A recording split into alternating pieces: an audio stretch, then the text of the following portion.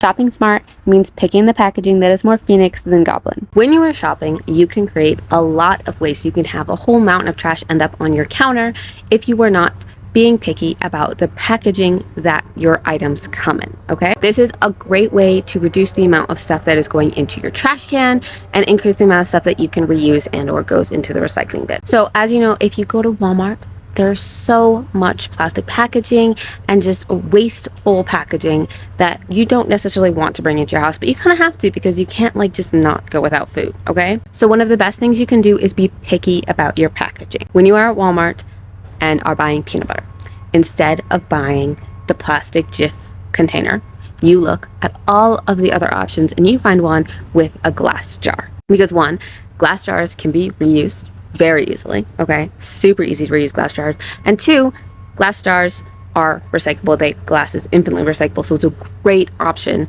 to have to be able to recycle it. So there is a specific order to the type of packaging you would want to get when you are looking at items in the grocery store. So glass and aluminum/metal are always first. Always first. They are the fucking unicorns of packaging, okay? Because they are infinitely recyclable. So if all you're doing is putting in the recycling bin, they will get recycled, and they will. And most of them are really easy to reuse as well. Big ones, do them first, always if possible. If there is not an option that is aluminum or glass, then you want to do hard plastic, okay? There's like number 1, number 2 plastics, juice container plastics, milk carton, not carton, milk plastic jug, there we go, that's the word I was looking for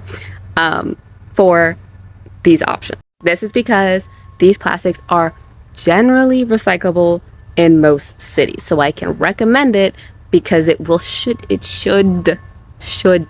recyclable. Please check with your city, but it should be recyclable, and they can be reused in multitudes of ways because they're harder plastics, so they're not gonna like be flimsy and die on you after one use. The next few items are kind of just if you can avoid them, please do, but obviously sometimes you can't. That is different, okay? So next is cardboard.